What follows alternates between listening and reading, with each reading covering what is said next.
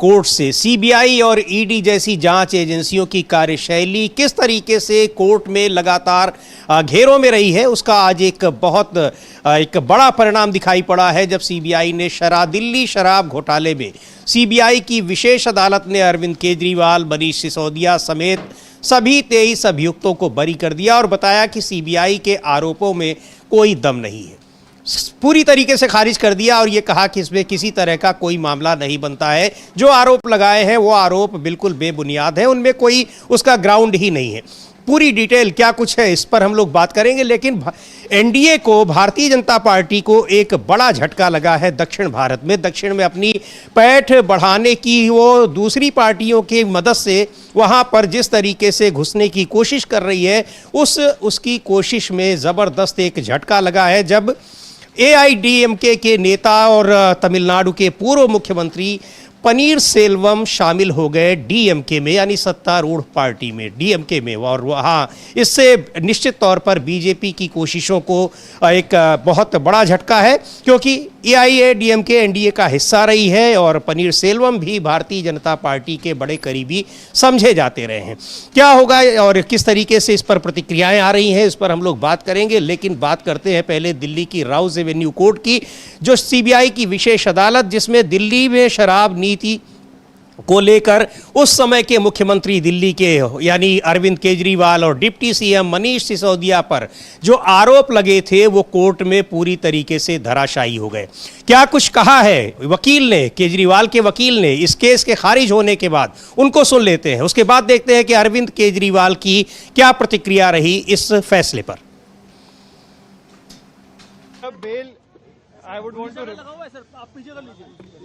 Excise scam में Rouse Avenue के special court ने सारे मुजरिमों को बरी कर दिया है, और ये बरी तब किया है जबकि सारे साक्ष्य, सारे evidence, everything which they have to say, all statements have been seen, perused by the court, and after perusing everything, it is not a apprehension, it is not a suspicion, it is a court who has gone through everything, and after going through everything, every statement, every document, it has held that there is no charge which is made out against Mr. Kejriwal and the other accused person, which includes Mr. Manish Sisodia. Sir, काफी लड़के जो थे वो court ने court किए कि भी जो कन्फेशनल स्टेटमेंट था प्रोसिक्यूशन विटनेस का, वही चार्जशीट में नहीं सीबीआई ने लगाया। इन लेखों पे क्या कोर्ट ने कहा है सर?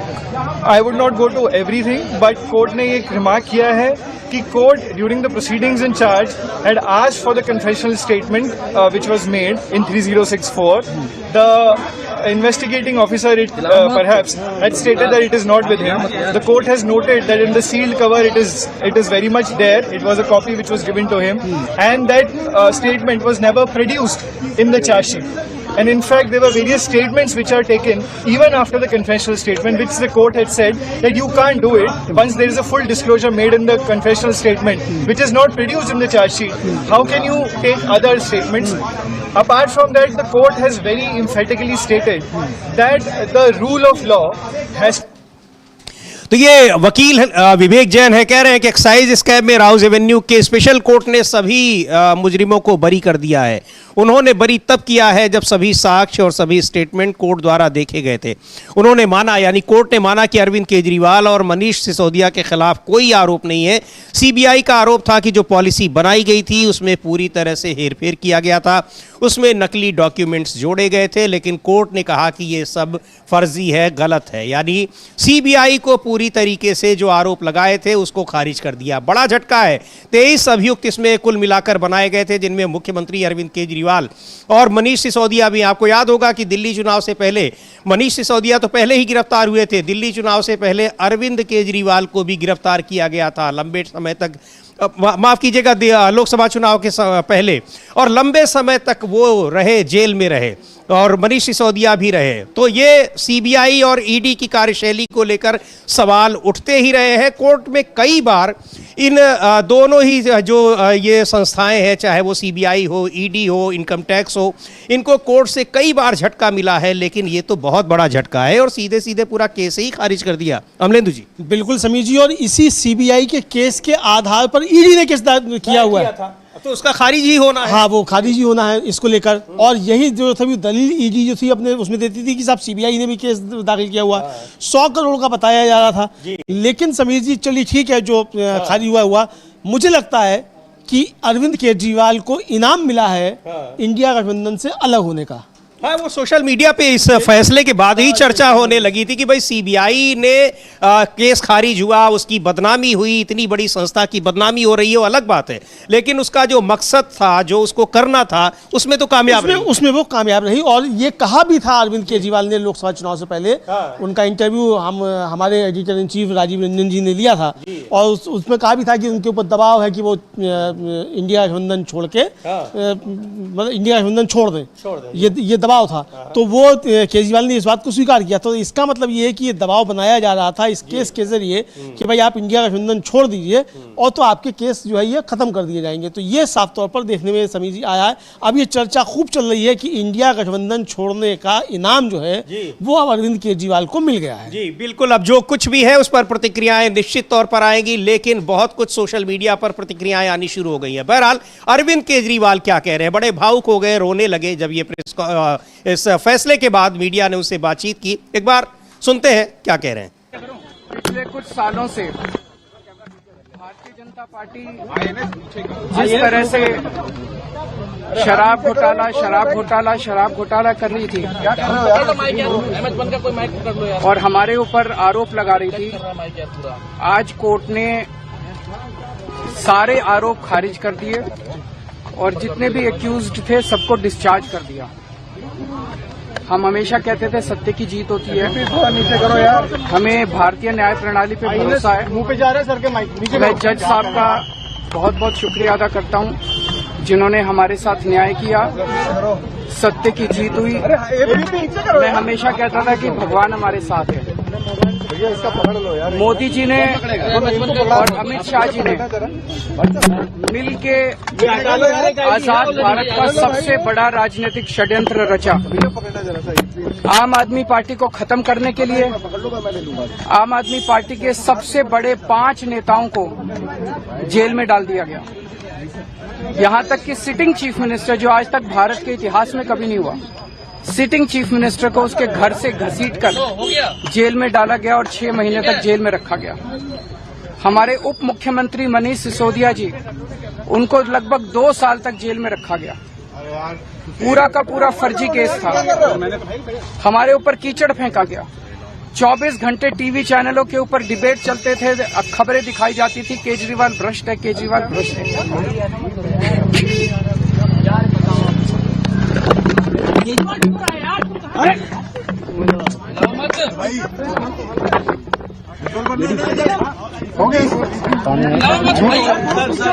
संभालिए सर अपने आप, संभालिए हिम्मत सर, पीछे लाओ मत भाई, पानी दो, केजरीवाल भ्रष्ट नहीं है। मैंने केवल अपनी जिंदगी में ईमानदारी कमाई है। इन्होंने झूठा केस लगाया और आज ये साबित हो गया। कोर्ट ने कहा है कि केजरीवाल कट्टर ईमानदार है, मनीष सिसोदिया कट्टर ईमानदार है, आम आदमी पार्टी कट्टर ईमानदार है। मैं प्रधानमंत्री जी से कहना चाहता हूँ, सत्ता के लिए इस तरह से खिलवाड़ मत कीजिए देश के साथ, इस तरह से संविधान के साथ खिलवाड़ मत कीजिए। आपको तो बहुत भावुक हो गए। जाहिर सी बात है, मुख्यमंत्री रहते हुए गिरफ्तार किए गए, लंबे समय तक जेल में रखा गया, उनको बाद में उनकी पार्टी दिल्ली विधानसभा का चुनाव भी हार गई। ये सारी चीज़ें हुई और इसीलिए ये आरोप अब और पुख्ता हो रहे हैं कि कैसे जांच एजेंसियों का दुरुपयोग करती है भारतीय जनता पार्टी अपने पक्ष में, क्योंकि दिल्ली में सरकार बनाना उनका लक्ष्य था और ऐसा लगता है कि कामयाब हो गए। हालांकि यही कारण नहीं था, बहुत सारे कारण थे जिनकी वजह से दिल्ली चुनाव जीता गया, लेकिन विपक्षी नेताओं को कैसे डिफेम करना है, कैसे उनकी बदनामी करनी है, इसके लिए किसी भी हद तक जा सकते हैं और इन जांच एजेंसियों का सहारा लिया जाता है। तो उससे आज जब ये केस खारिज हुआ है और बहुत ही एक सख्त टिप्पणी की है, ये भी कहा है अमलेंदु जी कोर्ट ने, अदालत ने, राउज एवेन्यू कोर्ट ने, कि जिन अधिकारियों ने इन्वेस्टिगेट किया है, जांच की है, अब उनकी जांच होनी चाहिए। कि ये सब क्या कर रहे थे, किसके दबाव में ये फर्जी मुकदमे, फर्जी कहानी गढ़ी जा रही थी?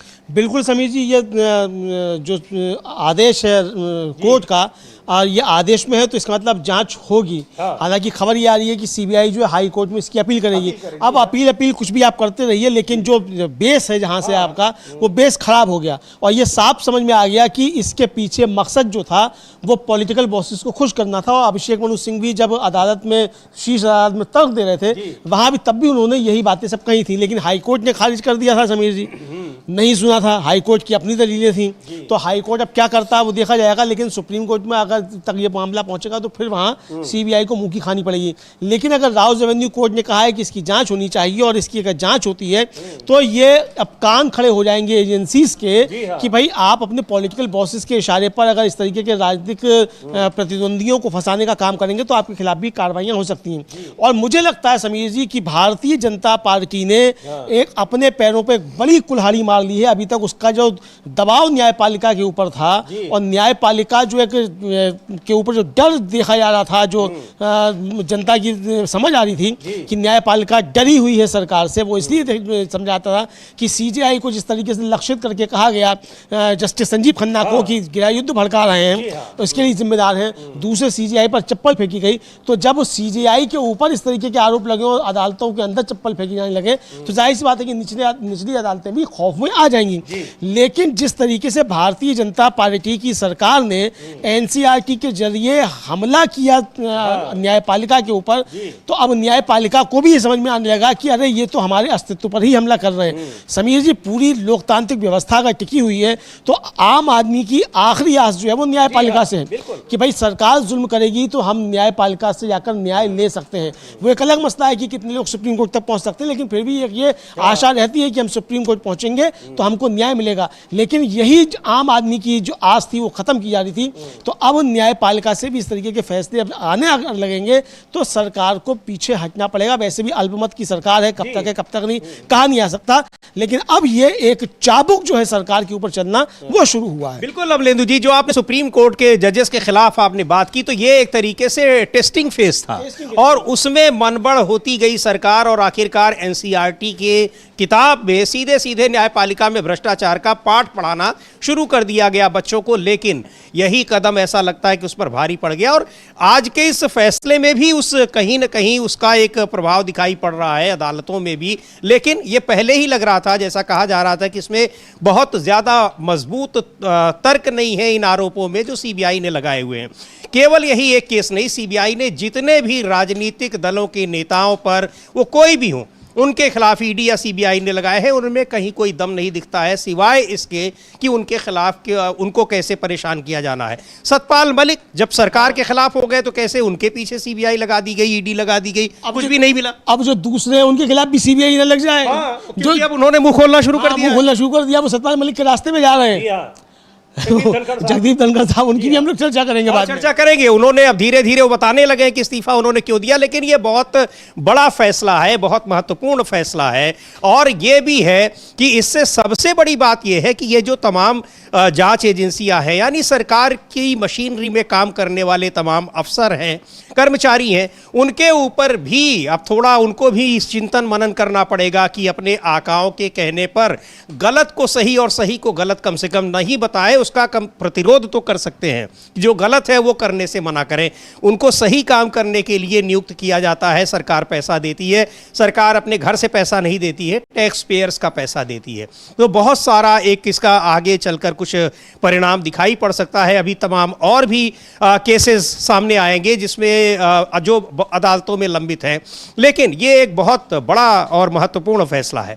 क्या कह रही हैं अरविंद केजरीवाल की पत्नी, वो भी राजस्व सेवा की अधिकारी रही हैं, सुनीता केजरीवाल, अब तो उन्होंने इस्तीफा दे दिया है, वो क्या कुछ कह रही हैं उनको भी सुनेंगे। लेकिन ये एक बहुत बड़ा और महत्वपूर्ण फैसला है जो निश्चित तौर पर सीबीआई, ईडी जैसी जांच एजेंसियों के मुंह पर तो तमाचा है ही, सरकार के लिए भी एक बड़ी सीख है कि अब शायद उसकी जो मनमानी नहीं चलने वाली है, क्योंकि जो आपने कहा अमलेंदु जी की 240 की सांसदों की सरकार है, बहुत ज़्यादा प्रभाव नहीं दिखाई पड़ेगा या डर नहीं दिखाई पड़ेगा अफसरों पर कि उनके गलत कामों को भी वो करने के लिए मजबूर हो जाए। बिल्कुल बिल्कुल समीर जी के जो गलत काम सरकार कराती है। और देखिए समीर जी, अभी हेमंत सोरेन का भी एक केस खत्म हुआ है। जी हाँ, है ना। और हेमंत सोरेन के केस में तो जब जमानत दी थी हाई कोर्ट ने, बहुत सख्त टिप्पणियां जो थी वो ईडी के खिलाफ की थी।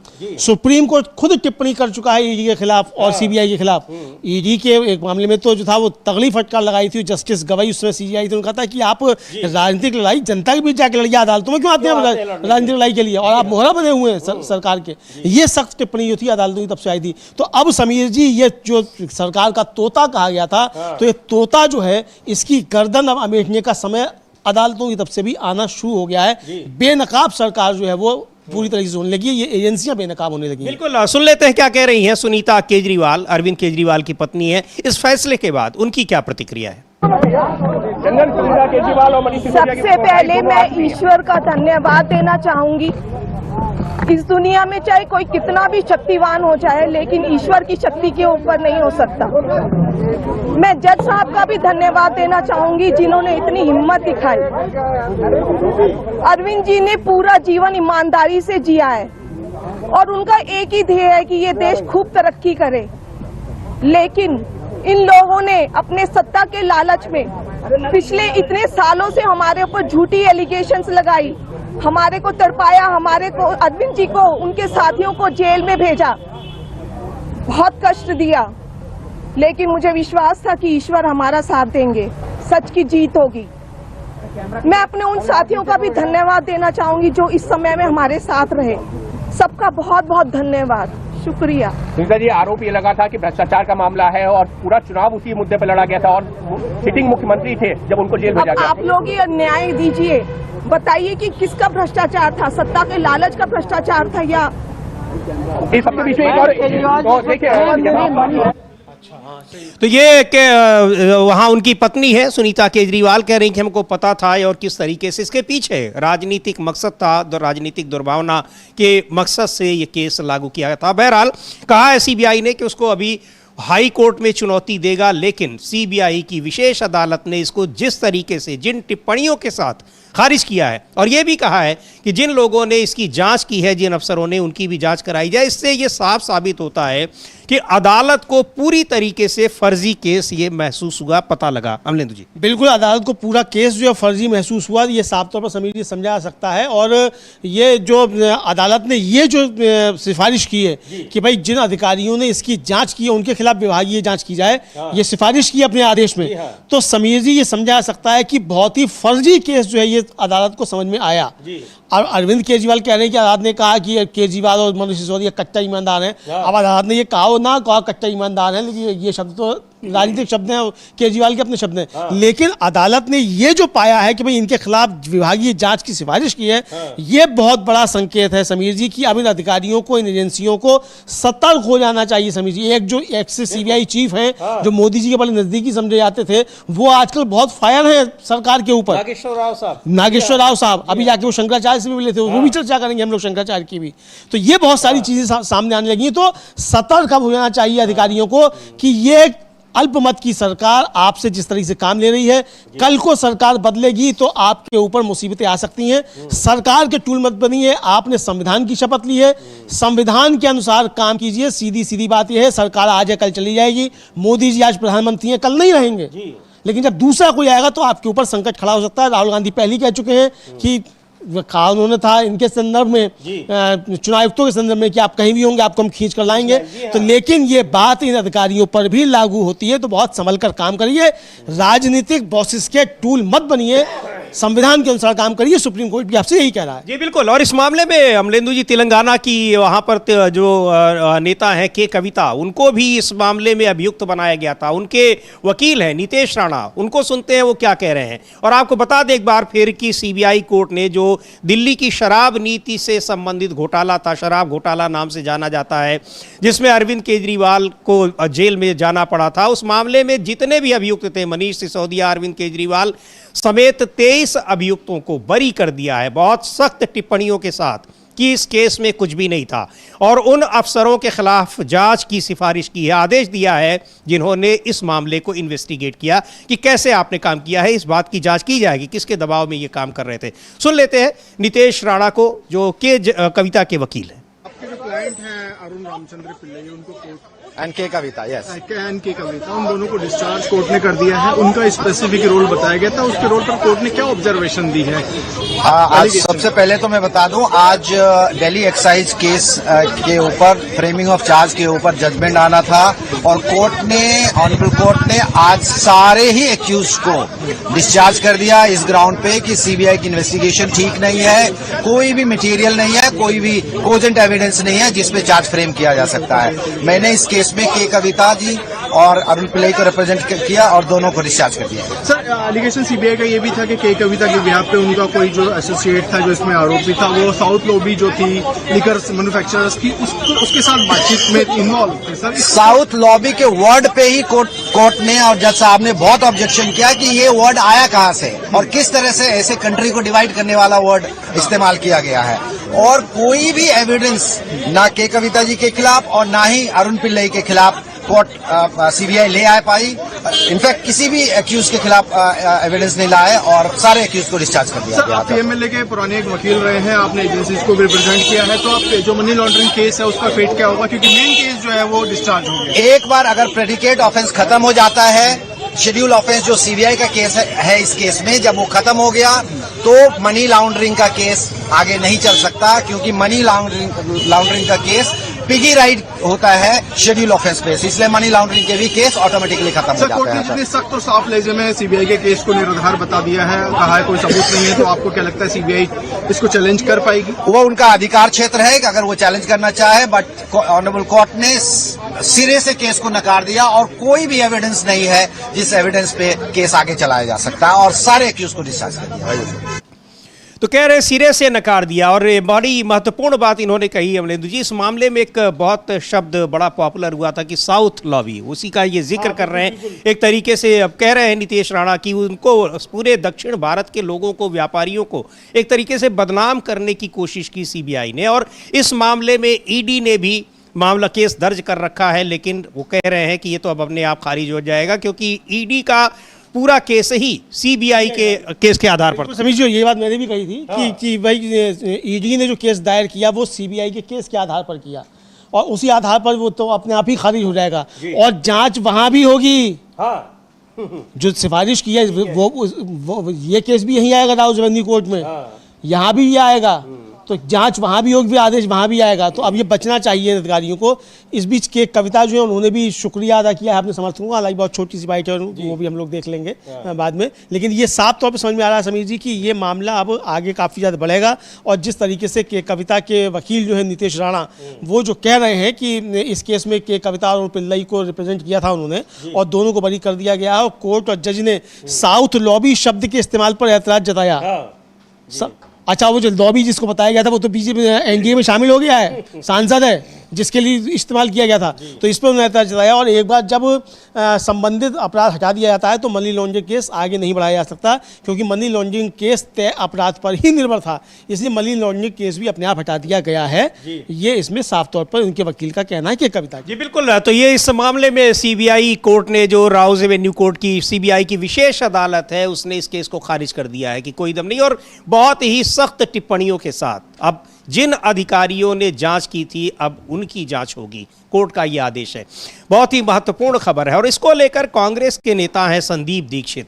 उनका ये कहना है कि सीबीआई ने ठीक से मामले को परसू ही नहीं किया, यानी उन्होंने इसको ठीक से नहीं किया है, या कुछ कुल मिलाकर उनका ये कहना है कि ये मामला इस तरीके से खारिज नहीं होना चाहिए। सुन लेते हैं संदीप दीक्षित, फिर बात करते हैं कि ऐसा वो क्यों कह रहे हैं। देखो, अगर न्याय प्रक्रिया न्याय रूप से चलती है तो मेरे हिसाब से तो आरोप तय होंगे, लेकिन ऐसा है ना, भारतीय जनता पार्टी और आम आदमी के संबंध जो हम बार बार कह रहे हैं वो राजनीतिक हैं और वो एक दूसरे की मदद करते हैं।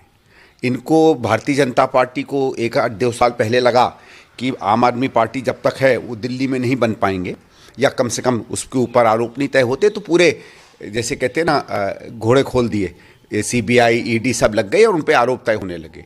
अब दिल्ली वो जीत गए अब आम आदमी पार्टी की ज़रूरत है उनको पंजाब में, गुजरात में, गोवा में। तो आप देखिए चुनाव जीतने के यकायक बाद एक एक करके जो है ना कोई परस्यू हो रहा है, ना केस आगे बढ़ रहे हैं, ना भारतीय जनता पार्टी की लीडरशिप रोज़ बात कर रही भाई अब तो आपके पास फाइलें आ गई हैं, भ्रष्टाचार की फाइलें निकालिए, इनके खिलाफ 1 नहीं 10 नहीं 100 केस करिए, क्योंकि तो इतना भ्रष्टाचार उन्होंने किया है। तो मुझे उस हिसाब से अगर ये देखें और ये भी देखें कि किस तरीके से, मैं ये नहीं कहूँगा कि ये कोई जुडिशरी पर कुछ असर डालते हैं, मैं वो नहीं बात करूँगा, लेकिन क्या होता है, एक होता है सरकार का पक्ष जिसको CBI ED इनके लॉयर होते हैं, और कई बार हमने देखा है कि भारतीय जनता पार्टी के राज्य में जो सरकारी लॉयर हैं या पुलिस के हैं उनसे 19-20 करवा देते हैं, जिसमें जिस तरह ये चाहें जजमेंट कभी कभी मुड़ जाती है। तो मुझे शक ये है कि भारतीय जनता पार्टी और आम आदमी में जो फील्ड से भी हम लोगों को खबरें आ रही हैं, पंजाब से आ रही हैं, गुजरात से आ रही हैं, गोवा से आ रही हैं, उत्तराखंड से आ रही हैं, कि वहाँ इनको ज़रूरत है और अब केजरीवाल वही करेंगे और वही कहेंगे जो भारतीय जनता पार्टी चाहती है। तो ये बिल्कुल वही बात कर रहे हैं अमलेंदु जी जो अभी आप थोड़ी देर पहले बता रहे थे कि कैसे इन पर दबाव डाला जा रहा था और कहीं न कहीं दोनों की मिली भगत। और संदीप दीक्षित इसलिए भी कह रहे हैं कि अरविंद केजरीवाल वो व्यक्ति हैं, उनकी वो पार्टी है, आम आदमी पार्टी के राष्ट्रीय संयोजक हैं, जो जिन लोगों ने किस तरीके से उस समय की दिल्ली सरकार जिसमें संदीप दीक्षित की मां शीला दीक्षित मुख्यमंत्री थी, कितने भ्रष्टाचार के आरोप लगाए और उन सारे आरोपों में कभी कोई इन्होंने केस नहीं फाइल किया, किसी ने भी नहीं किया, क्योंकि उन केसेस में दम नहीं था। ये कहा जाता है कि पूरी तरह से फर्जी केस थे, अगर वो आए भी होते कोर्ट में तो ऐसे ही खारिज हो जाते। तो ये संदीप दीक्षित का सीधा आरोप है कि ये आम आदमी पार्टी और बीजेपी दोनों की मिली भगत है। हाँ बिल्कुल, ये संदीप दीक्षित का आरोप है। अब ये मिलीभगत है या नहीं है हम नहीं कह सकते, लेकिन दबाव की बात तो अरविंद केजरीवाल ने खुद स्वीकार की थी कि भाई दबाव था इंडिया गठबंधन छोड़ने का, और ये देखा भी गया कि लोकसभा चुनाव के बाद तुरंत उन्होंने इंडिया गठबंधन से अलग होने का फैसला भी कर लिया। और फिर पहले चुनाव से, विधानसभा चुनाव से पहले तो आरोप लगाते रहे खूब कि गड़बड़ी की जा रही है, वोटर लिस्ट में गड़बड़ी की जा रही है, चुनाव आयोग से मिलकर की जा रही है, लेकिन चुनाव हारने के बाद एक भी शब्द इस पर अरविंद केजरीवाल ने नहीं कहा कि दिल्ली में बेईमानी हुई, कि किस तरीके से क्या हुआ, खुद चुनाव हार गए, कैसे हार गए, उससे पहले लगातार कह रहे थे। तो ये समझा गया, ये एक आम से मतलब परसेप्शन बना कि अरविंद केजरीवाल भी कंप्रोमाइज हो गए थे। राहुल गांधी जो मोदी जी के लिए कह रहे हैं कि मोदी इज कंप्रोमाइज, तो अरविंद केजरीवाल के बारे में समझा गया कि अरविंद केजरीवाल भी कंप्रोमाइज हो गए थे, और शायद उस कंप्रोमाइज होने का फायदा जो है वो अब जाकर मिला है, ऐसा भी चर्चाएं चलने लगी। वही बात तो कह भी रहे हैं, यही बात कह रहे हैं संदीप दीक्षित की ये कहीं ना कहीं उनको जो ये राहत मिल रही है उसके पीछे कुछ ना कुछ हो सकता है। हालांकि ये फैसला कोर्ट का है, लेकिन कोर्ट में पैरवी जिस तरह से होती है वो तो सरकार के ही लोग होते हैं। CBI निश्चित तौर पर सरकार के अंडर में काम करने वाली संस्था है। बहरहाल एक बड़ी खबर है, बहुत ही महत्वपूर्ण खबर है कि इस पूरे मामले में जिसमें एक पूरी की पूरी पार्टी को ही भ्रष्ट कह दिया गया था, उस मामले में CBI ने कहा कि ये पूरी तरह से फर्जी है। खैर, इधर एक और बड़ा झटका लगा है भारतीय जनता पार्टी को दक्षिण भारत में। वहां जिस तरीके से अपने पैर पसारने की कोशिश कर रही है, तो वहां एक बड़े नेता, AIADMK के बड़े नेता हैं, मुख्यमंत्री रह चुके हैं, वह तो पूर्व मुख्यमंत्री वहां की जो जयललिता थी उनके भी बेहद करीबी थे और भारतीय जनता पार्टी के भी बहुत करीबी माने जाते हैं। उन्होंने पार्टी छोड़ दी और वो शामिल हो गए हैं DMK में, और ये निश्चित तौर पर अब बीजेपी को बड़ा झटका है। DMK तो जाहिर सी बात है कि मजबूत होगी ही, लेकिन भारतीय जनता पार्टी की जो उम्मीदें थोड़ी बहुत रही होंगी, वैसे भी तमिलनाडु में कोई ऐसा असर नहीं है, लेकिन वो अपना असर बढ़ाने की कोशिश ज़रूर कर रही थी। वहीं के स्थानीय नेताओं के जरिए यही काम पूरे देश में किया है, वहाँ के स्थानीय पार्टियों के जरिए जाने की कोशिश की है, बाद में स्थानीय पार्टियों को ख़त्म कर दिया है। तो तमिलनाडु में भी इसी तरह से घुसने की कोशिश कर रही थी, जिसमें AIADMK उसकी मुख्य सहयोगी के रूप में थी, पर पनीर सेल्वम चले गए हैं DMK। बड़ा झटका है अमलेंदु जी। बिल्कुल समीर जी, पनीर सेल्वम बहुत ज़्यादा खास जो थे वो जयललिता के थे, और जयललिता ने उनको ही जो था वो चुना था, एक तरीके से जब जेल गई थी तो हाँ, तो उनको ही उन्होंने अपना CM चुना था, और वो पनीर सेल्वम अब जो हैं वो शामिल हो गए हैं DMK में। तो ये बीजेपी के लिए एक बहुत बड़ा झटका समीर जी समझा जा रहा है, चूंकि बीजेपी वहाँ AIADMK के जरिए वहाँ घुसना चाहती थी और 2 धड़े भी करवा दिए थे वहाँ, बिल्कुल। पनीर सेल्वम और पलानी स्वामी का। पलानी स्वामी जो है वो बीच बीच में आकर अमित शाह से मिलते रहते हैं और हालांकि बीच में अलग हो गए थे एनडीए से, लेकिन अभी भी वो समझे यही जाते हैं कि एनडीए के बीच है। इस बीच के स्टालिन ने एक ट्वीट किया है समीर जी, इसको लेकर वो तमिल में ट्वीट किया है, लेकिन हम लोग उसकी हिंदी जो है वो बता सकते हैं कि क्या लिखा है उन्होंने। जी बिल्कुल, वो ट्वीट देखते हैं। और उन्होंने लिखा है, स्टालिन ने, वहाँ के पूर्व मुख्यमंत्री और प्यारे भाई श्री ओ पनीर सेल्वम हमारी मदर पार्टी द्रविड़ मुनेत्र कड़गम में शामिल हो गए हैं। मैं उनका स्वागत करता हूं। वे जिनका नाम द्रविड़ आंदोलन के महान नेता के नाम पर है, द्रविड़ आंदोलन के सिद्धांतों की रक्षा के लिए हमारे महान आंदोलन में शामिल हुए हैं। 2026 के विधानसभा चुनाव तमिलनाडु और फासीवादी बीजेपी के बीच एक लोकतांत्रिक युद्ध है। इसे समझते हुए अलग अलग लोकतांत्रिक ताकतें गठबंधन में शामिल हो रही हैं। भाई ओ पनीर सेल्वम जो हमारे साथ शामिल हुए हैं, दयालु, विनम्र हैं। उनका आना शुभ हो, तमिलनाडु की जीत हो, ये ट्वीट किया है। और पनीर सेल्वम उनकी पार्टी में शामिल हुए हैं, तो निश्चित तौर पर एक मजबूत हुई है पार्टी और एक बड़ा झटका बीजेपी को लगा है कि जो AIADMK के जरिए वहां आगे बढ़ने की कोशिश कर रही थी, उसका सबसे बड़ा नेता ही चला गया डीएमके में। बिल्कुल बिल्कुल समीर जी, जिसके जरिए वहां पैर पसारने की आप कोशिश कर रहे थे और लंबे समय से आप यहां करा रहे थे तमिल संगमम काशी में, तो वो तमिल संगमम जो है, इसका परिणति ये हुई है तमिल संगमम। तो तमिल उपराष्ट्रपति धनखड़ को हटा के बनाया गया, इसे सारा खेल जो उसके लिए किया गया। तो ये साफ तौर पर समझा जा सकता है कि ये खेल जो है बीजेपी का, ये अब उल्टा पड़ रहा है बीजेपी को। और वहाँ तो समीर जी मतलब बीजेपी विरोधी भावना बहुत तगड़ी है तमिलनाडु में। बीजेपी के साथ जो जाएगा वो वहाँ तबाह हो जाएगा, ये साफ तौर पर समझा जा सकता है। लेकिन बीजेपी वहाँ कोशिशें कर रही थी, कोशिशें करने में कोई बुराई नहीं है। प्रधानमंत्री ने, आप देखिए, जो कहा जा रहा है कि साहब वो राम मंदिर जो बनाया गया, उसमें जो प्रतिमा लगी है, वो भी दक्षिण को साधने के लिए। भाई हमारे यहाँ तो काले राम की अवधारणा है ही नहीं उत्तर भारत में, राम उत्तर भारत के देवता हैं। तो वहां साधने के लिए जो है वो काली प्रतिमा जो है वो स्थापित की गई। तो ये सारी बातें भी चलेगी तमिलनाडु के लिए जो वहाँ सब किया गया, और जिस तरीके से सेंगुल स्थापित किया गया नए उसमें संसद भवन में, काश वहाँ से तमिलनाडु से ब्राह्मण बुलाए गए, वो ये उन्होंने यज्ञ किया जिस तरीके से, ये सारी जो तिकड़में की गई, तो सारी तिकड़में तमिलनाडु में पैर पसारने के लिए, लेकिन वो सब उल्टी पड़ती हुई प्रतीत होती दिखाई पड़ रही। बिल्कुल। और क्या कहा है पनीर सेल्वम ने, उनको भी सुन लेते हैं कि क्यों वो डीएमके में शामिल हुए हैं, क्या वजह रही है।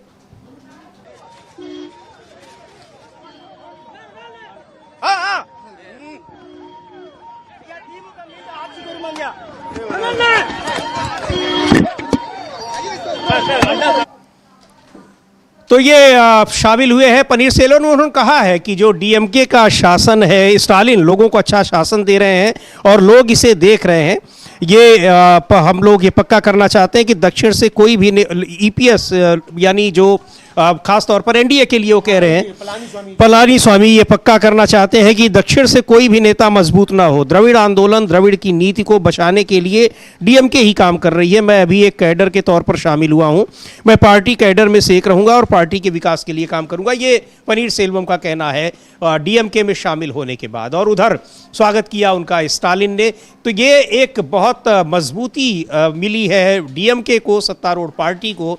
और बीजेपी को बड़ा झटका लगा है कि वहाँ वैसे भी बहुत एनडीए मजबूत स्थिति में नहीं था, लेकिन फिर भी जब विपक्षी पार्टी का ही, जिसके जरिए वो आगे बढ़ने की कोशिश कर रही थी, उसी पार्टी का सबसे बड़ा नेता चला आया हो डीएमके में, तो निश्चित तौर पर यह समझा जा सकता है कि अब उसकी उम्मीदें कहाँ जाएंगी। बिल्कुल समीर जी, उसकी उम्मीदें कहाँ जाएंगी ये बिल्कुल साफ तौर पर समझा जा सकता है। और जिस तरीके से वहाँ भारतीय जनता पार्टी ने प्रयास किए, अब वो प्रयास जो है उसके विफल होते हुए साफ तौर पर नजर आ रहे हैं, ये वहाँ समझ में आ गया समीर जी। और दक्षिण की राजनीति जो है, एक तो वहाँ वैसे ही इस समय काफ़ी ज़्यादा बवाल जो आप कह सकते हैं वो उसको लेकर है, जो नया जो होना है परिसीमन, इसको लेकर बहुत ज़्यादा आशंका है पूरे दक्षिण भारत के राज्यों, दक्षिण भारत के राज्यों में, और सारे दक्षिण भारत के राज्य एक हो रहे हैं। वहाँ कार्यक्रम भी किया इन्होंने स्टालिन ने, और दौरे किए इन्होंने तमाम राज्यों के, उसमें उड़ीसा से भी लोग पहुंचे। उड़ीसा भी चिंतित है, पश्चिम बंगाल भी इसको लेकर चिंतित है। तो यानी जो गैर हिंदी भाषी राज्य हैं उनमें इस परिसीमन को लेकर, बीजेपी रणनीति को लेकर पहले से ही काफी ज्यादा एक आशंकाएं व्यक्त की जा रही हैं। तो ऐसे में भारतीय जनता पार्टी के लिए एक बड़ा खतरा जो है वो अब फिर से नजर आने लगा। जी बिल्कुल। और कांग्रेस के नेता है प्रमोद तिवारी, राज्यसभा में उप नेता हैं सदन के, क्या कुछ कह रहे हैं। एनसीईआरटी की किताबों में जिस तरीके से घेरा गया है, घेरने की कोशिश की गई सुप्रीम कोर्ट को ही, यानी न्यायपालिका को, उस पर भी, और पनीर सेल्वम के डीएमके में शामिल होने पर भी। सुन लेते हैं प्रमोद तिवारी को, क्या कह रहे हैं। एनसीईआरटी की किताब में जुडिशियल करप्शन की बात की गई, अब उसको हटा दिया गया, वहां से किताबें वापसी मंगा ली गई। मंत्री खेद जता रहे हैं, यहां तक कि प्रधानमंत्री ने भी जो है, प्रधानमंत्री भी नाखुश हैं जो कुछ हुआ है इस चीज से। किस तरीके से आप देखते हैं, कांग्रेस की क्या प्रतिक्रिया? चार पाए पर देश का लोकतंत्र, न्यायपालिका उसका सबसे विश्वस्त और सम्मानजनक पाया है। डैमेज इज डन, नुकसान तो हो गया। आपने न्यायपालिका को कटघरे में खड़ा करके न्यायपालिका का अपमान तो कर दिया, और छोटे छोटे अधिकारियों के खिलाफ कदम उठाने की बात कर रहे हैं धर्मेंद्र प्रधान जी। अरे धर्मेंद्र प्रधान जी, आप क्या, मोदी जी जिम्मेदार है इसके लिए। जिस तरह से आरएसएस के लोग भर दिए गए हैं इन संस्थाओं में, वो विकृत कर रहे हैं इतिहास को, स्वतंत्रता संग्राम के इतिहास को विकृत कर रहे हैं। जिन्होंने स्वतंत्रता संग्राम को विरोध किया था, आपसे जुड़े हुए लोग, उनको हीरो बनाया जा रहा है, और जिन्होंने स्वतंत्रता संग्राम की लड़ाई लड़ी थी उन्हें विलेन बनाया जा रहा है। आप इतिहास बदल रहे हैं, और जब इतिहास बदलते हैं तो चूंकि एक गलत कदम उठ गया, जुडिशरी पे हमला हो गया, तो जुडिशरी ने संज्ञान ले लिया। मैं तो जुडिशरी से कहूंगा रोक लगाए कि जो इनके आरएसएस के लोग इन संगठनों में बैठ गए हैं, विकृत कर रहे हैं देश का इतिहास और वर्तमान, उनको निकाला जाए। और नैतिक जिम्मेदारी लेते हुए प्रधानमंत्री जी, शिक्षा मंत्री जी, आप अपने लिए क्या दंड निर्धारित करते हैं, बताइए। सर, इसके अलावा कैसे देखते हैं आप, जो चुनाव है तमिलनाडु में, उससे पहले दो डेवलपमेंट दिखाई दे रही हैं। पहली है कि पनीर सेल्वम जो है, वो पनीर सेल्वम जो डीएमके के, एआईडीएमके के नेता रहे हैं, मुख्यमंत्री रहे हैं, आज डीएमके का दामन थाम लिया उन्होंने। कैसे, किस तरीके से? देखिए, डीएमके और अन्ना डीएमके तब तक थी जब तक जयललिता जी थी। अब न उसका कोई अस्तित्व है, न कोई विचारधारा है, और एक खौफ भी है। भारतीय जनता पार्टी जिससे हाथ मिला लेती है उसे निकल जाती है। तो अगर द्रविड़, तमिलनाडु की शान, तमिलनाडु की आन बनाए रखनी है, आइडेंटिटी बनाए रखनी है, तो भाजपा को वहां से पूरी तरह खदेड़ना होगा। पनीर सेल्वम जी का स्वागत है, पर एक चीज तय हो गया, अब चुनाव तो मात्र औपचारिकता रह गई, चुनाव का परिणाम आ गया। तो प्रमोद तिवारी कह रहे हैं कि वैसे भी ये आईएडीएमके जब तक जयललिता थी तब तक उसका था, उस पार्टी की स्थिति थी, एग्जिस्टेंस था, वैसे भी कमज़ोर है। और दूसरा ये भी है कि भारतीय जनता पार्टी जिससे मिल जा रही है, तो पिछले 10-11 साल का इतिहास है कि वो क्षेत्रीय पार्टियां जिन्होंने भी हाथ मिलाया वो कई टुकड़ों में बंट गई और वहाँ बीजेपी जाकर मजबूत हो गई। वो चाहे महाराष्ट्र हो, चाहे हरियाणा हो, चाहे ओडिशा हो, चाहे जो भी तमाम क्षेत्रीय पार्टियां हों। हालांकि कुछ जगहों पर मजबूत नहीं हो पाए हैं, लेकिन कोशिश यही रही है। तो वहाँ भी यही लग रहा था, यही सोचकर गए होंगे पनीर सेल्वम की अब पार्टी का ही भविष्य नहीं रहा है। हाँ, बिल्कुल यही सोच के गए होंगे, पार्टी का ही भविष्य नहीं रहा है। और दूसरा है कि बीजेपी के साथ तमिलनाडु में जो लगेगा वो खत्म हो जाएगा। तो वो ये समझ रहे हैं अच्छे तरीके से कि अगर राजनीति में जिंदा रहना है तो बीजेपी से दूरी बनाकर रखनी है। और ये परिस्थितियां समझिए सभी राज्यों में होती चली जाएंगी। तमाम क्षेत्रीय दलों के सामने ये चीज़ें सामने आएंगी कि बीजेपी से अब अलग होना पड़ेगा, इनके साथ रहेंगे तो खत्म हो जाएंगे। अब नीतीश कुमार ने विधानसभा में कह दिया ये सरकार नहीं चलेगी, सुनवाया था हम लोगों ने। अब क्यों नहीं चलेगी, क्या चलेगी, तो नीतीश कुमार जाने, लेकिन विधानसभा में खड़े होकर कहा उन्होंने, और उसका खंडन अभी तक कोई नहीं आया है। सरकार नहीं चलेगी, ये कहा थे कि हम तो वही हैं जब जहाँ 2002 में जो 2002 में थे। तो ये इसका मतलब कि नीतीश कुमार समझ रहे हैं कि सरकार नहीं चलेगी। कौन सी नहीं चलेगी, बिहार की नहीं चलेगी कि दिल्ली की नहीं चलेगी, ये नीतीश कुमार जाने, लेकिन विधानसभा में उन्होंने कहा। तो ये साफ तौर पे समझ में आ रहा है कि ये आ रहा है। अब देखिए कि अरविंद केजरीवाल भी बी टीम समझे जाते थे बीजेपी की, और बी टीम को ही सबसे पहले फांसा बीजेपी ने। मतलब इतना फांसा कि आपको जेल तक पहुंचा दिया। तो ये किसी के सगे नहीं है। हाँ, जब तक आप इनके काम के हैं। अब वो हम लोग अभी सुनेंगे, अब धीरे धीरे बोलना शुरू किया है धनखड़ साहब ने भी धीरे धीरे बोलना शुरू किया। तो जब तक आप इनके काम के हैं तब तक ये आपके साथ हैं, और जहां इनको लगा कि ये आपके काम के नहीं है तो सबसे पहले ये आपको ही निकालेंगे अपने उससे। तो ये साफ तौर पे इनकी रणनीति जो है, ये इसको धीरे धीरे लोग समझने लगे कि ये किसी के भी सगे हैं नहीं। जी बिल्कुल। और इधर एक जो सीबीआई कोर्ट का जो फैसला आया है राउज एवेन्यू कोर्ट का दिल्ली का, जिसमें शराब घोटाले में सभी अभियुक्तों को बरी कर दिया है, उस पर आम आदमी पार्टी के नेता हैं गोपाल राय, उन्होंने एक प्रेस कॉन्फ्रेंस की, क्या कुछ कहा उन्होंने इस फैसले के बाद, जो पार्टी की आधिकारिक जो प्रतिक्रिया है उस पर उन्होंने बात की है, उनको सुन लेते हैं। ऐतिहासिक फैसला सुनाया है। जिस तरह से भारतीय जनता पार्टी की केंद्र सरकार ने, खुद प्रधानमंत्री जी ने, गृह मंत्री ने, पूरी भारतीय जनता पार्टी ने जिस तरह से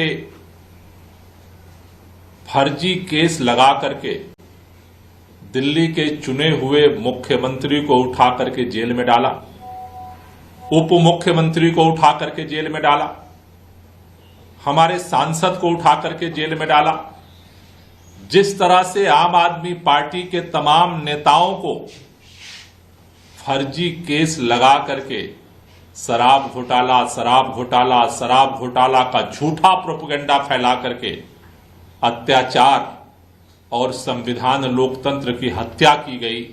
आज अदालत ने अपना फैसला सुना करके ये साफ संदेश दिया है कि सत्य परेशान हो सकता है, पराजित नहीं हो सकता। भारत के इतिहास में पहली बार चुने हुए मुख्यमंत्री को, प्रचंड बहुमत के मुख्यमंत्री को उठा करके जेल में डाल दिया गया, उप मुख्यमंत्री को उठा करके जेल में डाल दिया गया। आज अदालत ने साफ तौर पर कहा, सीबीआई ने जो कोर्ट के अंदर रिपोर्ट प्रस्तुत की उसमें कोई आधार नहीं है। साफ तौर पर आज अदालत के फैसले के बाद यह स्पष्ट हो गया है कि भारतीय जनता पार्टी की सरकार ने, प्रधानमंत्री ने फर्जी शराब घोटाला नहीं हुआ था, यह सीबीआई घोटाला हुआ था। एजेंसियों का दुरुपयोग करके 2 साल तक लगातार पार्टी को खत्म करने का षड्यंत्र हुआ, नेताओं को प्रताड़ित किया गया, जेल में तरह तरह के जितना भी परेशान किया जा सकता था परेशान किया गया, सत्ता का दुरुपयोग किया गया, झूठा प्रोपेगेंडा फैलाया गया। हजारों हजार बार प्रधानमंत्री से लेकर के और भारतीय जनता पार्टी के प्रवक्ताओं तक ने झूठ बोला इस देश के सामने।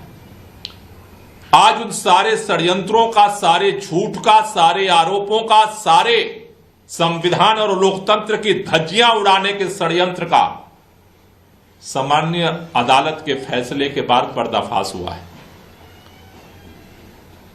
हम भारतीय जनता पार्टी से कहना चाहते हैं, हम देख रहे हैं कि जिस तरह से केंद्र की सरकार ने जिस तरह से षड्यंत्र करके हमारे पार्टी के राष्ट्रीय संयोजक को, पार्टी के तमाम नेताओं को फंसा करके आम आदमी पार्टी की आवाज को दबाने की कोशिश की, गुजरात के अंदर भी उसी तरह से भारतीय जनता पार्टी की सरकार लगातार फर्जी पे फर्जी मुकदमे लगा करके हमारे नेताओं को जेल में डालने की कोशिश कर रही है, आवाज को दबाने की कोशिश कर रही है। लेकिन हम भारतीय जनता पार्टी से कहना चाहते हैं, इनके सरकार से कहना चाहते हैं, काम करिए। देश में आपको काम करने का मौका है, सरकार ने काम करने का मौका जनता ने दिया है, काम करके राजनीति में आइए। ये सत्ता का दुरुपयोग करके, लोगों की आवाज को दबा करके, षड्यंत्र करके, एजेंसियों का दुरुपयोग करके आप अगर ये सोचते हैं कि हम पूरे देश को चुप कर देंगे, कोई बोलने वाला नहीं बचेगा, ऐसा नहीं होने वाला। अदालत की आज फैसले ने इस बात को साबित किया है कि देश के अंदर न्याय अभी जिंदा है। और ये जो फैसला आया है ये सिर्फ आम आदमी पार्टी के लिए नहीं, एक लोकतंत्र में एक उम्मीद लेकर के आया है, क्योंकि जिस तरह से इस सत्ता का दुरुपयोग हुआ है, आज अदालत के फैसले ने यह साबित किया है कि अदालत में न्याय अभी जिंदा है। और हमें भरोसा है कि ये उम्मीद भारत के अंदर जो लोकतंत्र पर संकट है उसके खिलाफ। तो ये गोपाल राय है, आधिकारिक रूप से जो आम आदमी पार्टी का बयान है इस फैसले पर, जिस तरीके से सीबीआई कोर्ट ने शराब घोटाले में सभी अभियुक्तों को बरी किया है, उस पर कह रहे हैं, बता रहे हैं कि ये पहले से ही पता था कि ये फर्जी केस है। लेकिन और महत्वपूर्ण बात कही कि सीबीआई घोटाला है, शराब घोटाला नहीं। नाम भी बदल दिया अब केस का इन्होंने कि शराब घोटाला, सीबीआई घोटाला। हाँ, सीबीआई घोटाला। और समझिए सीबीआई घोटाला अब समझा भी जा सकता है, इसलिए समझा जा सकता है तब तो अदालत कह रही है, अदालत कह रही है भाई इसकी जांच कराओ, जिन अधिकारियों ने इसकी जांच की उनकी जांच कराओ। तो अब जब अदालत ये कह रही है तो ये घोटाला जो कहा जा रहा है तो फिर ठीक समझा जाएगा समीर जी की घोटाला जो है इसको लेकर क्या है।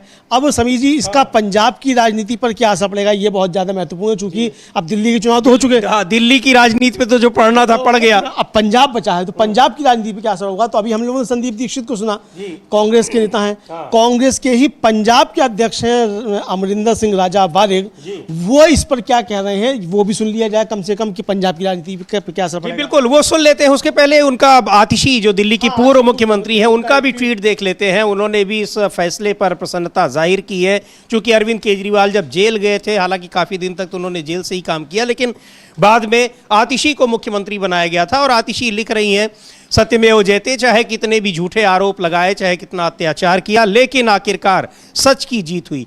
आज पूरे देश के सामने है भाजपा का षड्यंत्र और अरविंद केजरीवाल की कट्टर ईमानदारी। और ये कट्टर ईमानदार शब्द भी अरविंद केजरीवाल का ही है। तो ये उनका कहना है कि उस कट्टर ईमानदारी पर एक मुहर लग गई है अदालत की। बहरहाल लेकिन एक बात है समीर जी, आतिशी का ये ट्वीट तो आया है लेकिन कोई मतलब बाइट जो है वो अभी तक नहीं आई है, हमने नहीं देखी, कम से कम अभी तक नहीं आई है। आएगी तो हम लोग उनको भी दिखाएंगे, लेकिन ये बताना जरूरी था। ये बिल्कुल सुनवाएंगे जरूर। लेकिन क्या कह रहे हैं पंजाब में वहां पर कांग्रेस के नेता कैप्टन अमरिंदर सिंह राजा वारिंग इस फैसले को लेकर, सुन लेते हैं।